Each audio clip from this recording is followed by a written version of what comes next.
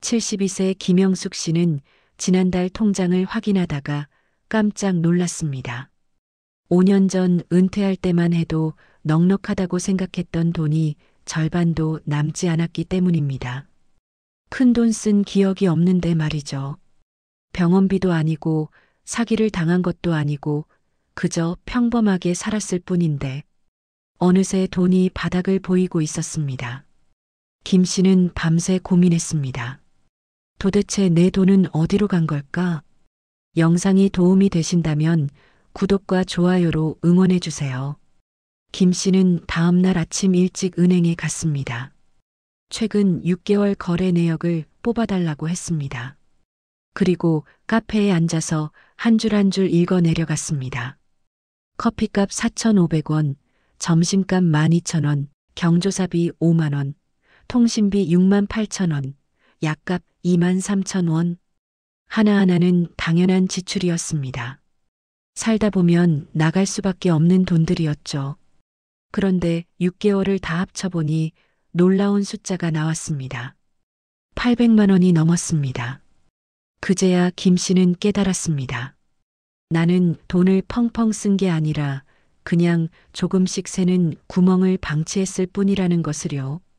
사실 이런 분들이 정말 많으십니다. 열심히 일하고 아껴 쓰고 성실하게 살았는데 어느새 통장이 텅 비어 있는 분들 말입니다. 김 씨 같은 분들을 만나보면 공통점이 있습니다. 평생 자식 뒷바라지하느라 본인은 늘 뒷전이었다는 점입니다. 대학 등록금, 결혼 자금, 손주 용돈까지 다 챙겨주셨죠. 그런데 정작 본인 노후는 준비할 여유가 없었습니다. 우리 때는 자식이 부모를 모시는 게 당연했는데 요즘은 그것도 미안해서 말도 못하겠어요. 김 씨가 카페에서 혼잣말처럼 중얼거렸습니다. 맞은편에 앉아있던 비슷한 나이의 한 남성이 고개를 끄덕였습니다. 요즘 시니어 세대가 겪는 현실입니다. 소득은 뚝 끊겼는데 의료비는 점점 늘어나고 물가는 매년 오르고 자녀는 독립했지만 여전히 도와줄 일이 생깁니다.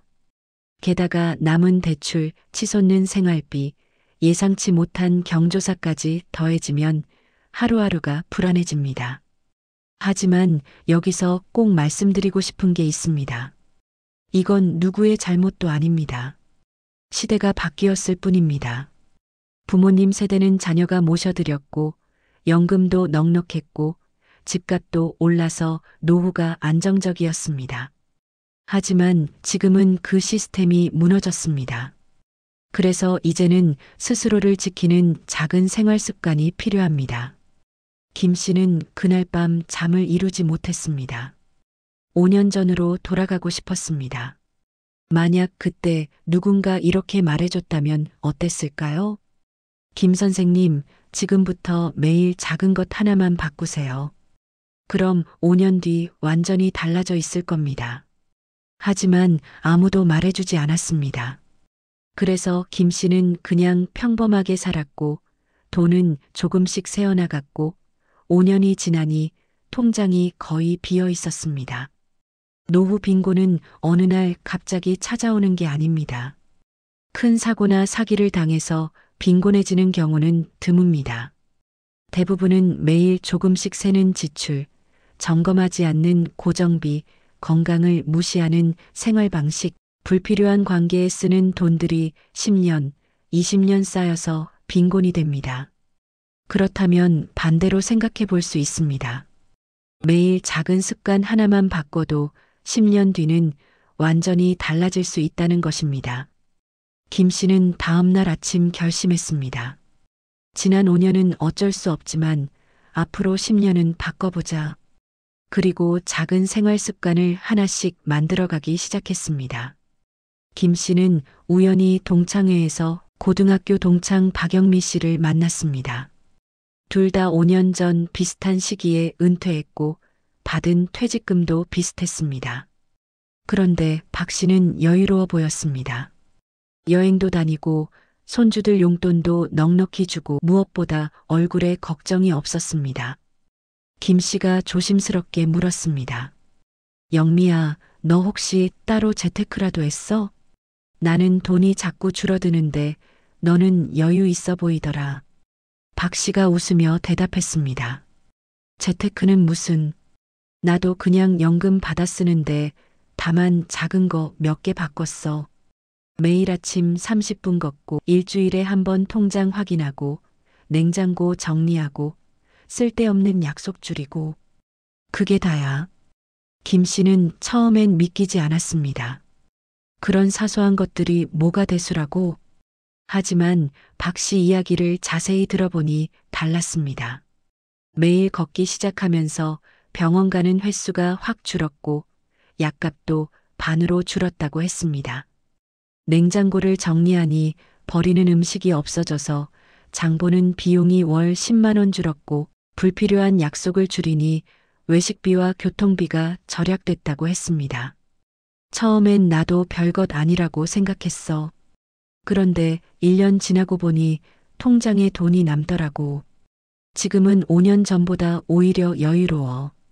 김 씨는 그날 집에 돌아와서 생각했습니다. 나와 영미의 차이는 돈이 아니었구나. 생활 습관이었구나.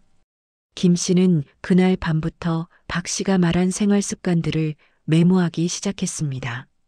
그리고 하나씩 실천해 보기로 했습니다.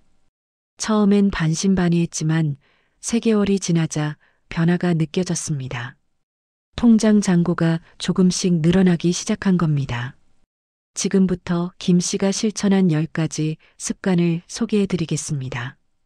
이것들은 거창하지 않습니다. 누구나 할 수 있고 돈도 거의 들지 않으며 효과는 확실합니다. 김 씨가 가장 먼저 시작한 것은 걷기였습니다. 처음엔 귀찮았습니다. 아침에 일어나기도 힘든데 걸으라니. 하지만 박 씨 말이 계속 머릿속을 맴돌았습니다. 나 걷기 시작하고 병원비가 반으로 줄었어.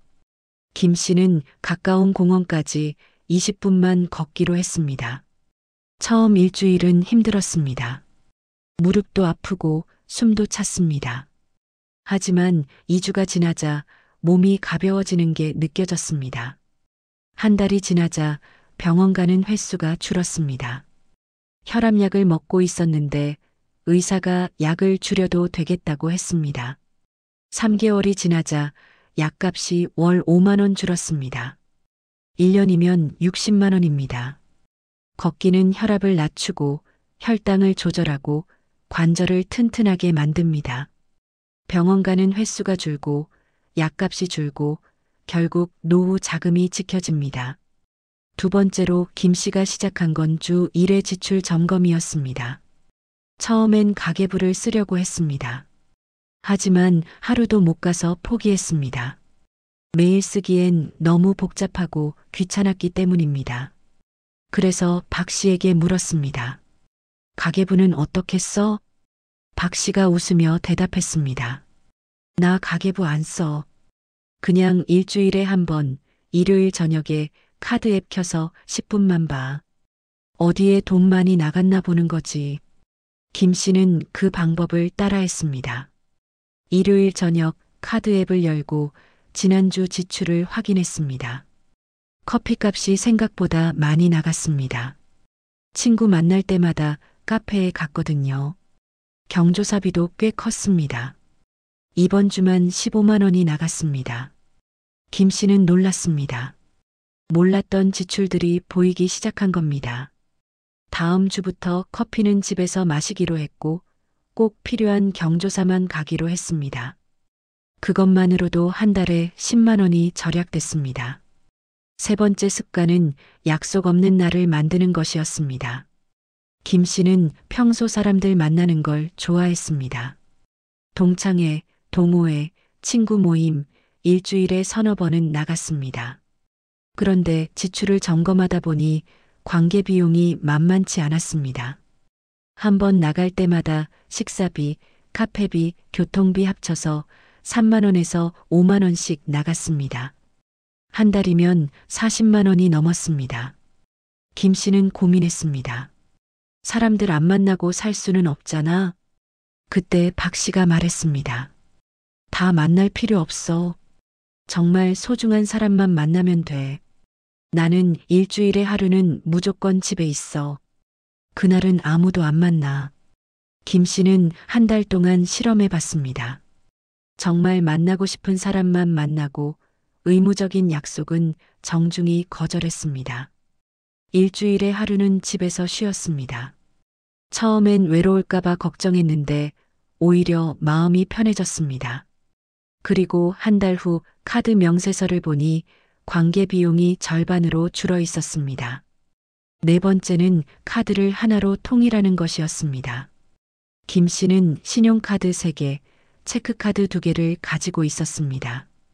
그때그때 편한 걸 꺼냈었죠. 그러다 보니 한 달에 얼마를 썼는지 도통감이 안 잡혔습니다. 박 씨 조언대로 카드 1개만 쓰기로 했습니다. 그러자 신기하게도 지출이 한눈에 보였고 자연스럽게 씀씀이가 줄어들었습니다. 5번째는 냉장고 정리였습니다. 김 씨는 장을 볼 때마다 이것저것 많이 샀습니다. 그런데 냉장고에 뭐가 있는지 몰라서 같은 것을 또 사곤 했습니다. 그리고 유통기한 지난 음식을 버리기 일쑤였습니다. 일주일에 한 번 장보기 전에 냉장고를 확인하는 습관을 들이자 중복 구매가 사라졌고 버리는 음식도 없어졌습니다. 한 달에 식비가 10만 원 가까이 줄었습니다. 6번째는 스트레칭이었습니다. 김 씨는 작년에 길에서 넘어져 손목을 다친 적이 있습니다. 병원비만 30만 원이 들었습니다. 박 씨가 말했습니다. 나이 들면 넘어지는 게 제일 무서워. 나는 매일 자기 전에 10분씩 스트레칭해. 그것만으로도 몸이 훨씬 유연해져. 김 씨도 따라했습니다. 3개월 뒤 몸이 확실히 가벼워졌고 균형 감각도 좋아졌습니다. 7번째는 고정비 점검이었습니다.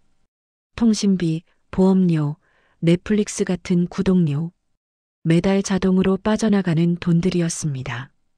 김 씨는 3개월마다 한 번씩 이 항목들을 점검하기 시작했습니다. 알고 보니 쓰지도 않는 구독 서비스가 3개나 있었고 통신 요금제도 더 저렴한 걸로 바꿀 수 있었습니다. 그것만으로 월 8만 원이 줄었습니다. 8번째는 취미 만들기였습니다. 김 씨는 심심하면 마트에 갔습니다. 그리고 필요 없는 것들을 사곤 했습니다. 박 씨가 말했습니다. 취미 하나 만들어봐. 나는 사진 찍는 게 취미야. 핸드폰으로 찍는 건데 돈 안 들고 재미있어. 김 씨는 글쓰기를 시작했습니다. 손주들 이야기, 어릴 적 추억을 노트에 적었습니다. 그러자 심심해서 마트 가는 일이 줄었고 충동 구매도 사라졌습니다. 9번째는 메모 습관이었습니다. 김 씨는 홈쇼핑을 보다가 충동적으로 물건을 사곤 했습니다. 그런데 대부분 한두 번 쓰고 방치됐습니다. 이제는 사고 싶은 게 생기면 바로 사지 않고 메모장에 적습니다. 왜 사고 싶은지, 정말 필요한지, 일주일 뒤에도 필요할지. 이렇게 적다 보면 대부분 사지 않게 됩니다. 마지막 10번째는 자기 자신을 위해 쓰는 습관이었습니다. 김 씨는 평생 자식을 위해, 남을 위해 돈을 썼습니다. 정작 자신을 위해선 쓴 적이 거의 없었습니다. 박 씨가 말했습니다. 영수가, 너도 너한테 돈 좀 써. 매달 수입의 10%는 무조건 나를 위해 써. 그게 사치가 아니라 자기 돌봄이야. 김 씨는 매달 연금의 10%를 자신을 위해 쓰기 시작했습니다. 좋아하는 과일 사 먹고, 영화 보러 가고, 건강검진 받고, 처음엔 죄책감이 들었지만 점점 마음이 편안해졌습니다. 내가 건강하고 행복해야 자녀에게도 짐이 되지 않는다는 걸 깨달았습니다. 6개월이 지났습니다. 김 씨는 딸에게 전화를 받았습니다. 엄마, 요즘 괜찮으세요? 예전보다 목소리가 밝아지신 것 같은데. 김 씨가 웃으며 대답했습니다. 응, 엄마 요즘 좋아. 걱정 마. 사실 김 씨는 6개월 전만 해도 딸에게 생활비를 받을까 고민했었습니다. 하지만 이제는 그럴 필요가 없어졌습니다. 작은 생활 습관들이 통장 잔고를 지켜줬고 건강도 좋아졌고 무엇보다 마음이 편안해졌습니다. 김 씨는 깨달았습니다. 노후를 지키는 것은 나만을 위한 게 아니라는 것을요. 내가 안정돼야 자녀도 자기 삶을 살 수 있다는 것을요. 딸은 이제 막 결혼을 준비하고 있습니다. 만약 김 씨가 경제적으로 어려웠다면 딸은 결혼 자금을 엄마께 드려야 했을지도 모릅니다. 하지만 이제 딸은 걱정 없이 자기 미래를 준비할 수 있습니다. 부모가 안정되면 자녀도 안정됩니다. 이것이 김 씨가 배운 가장 큰 교훈이었습니다. 1년이 지났습니다. 김 씨는 박 씨를 다시 만났습니다. 영미야, 고마워. 내 덕분에 내 인생이 바뀌었어. 박 씨가 웃으며 말했습니다.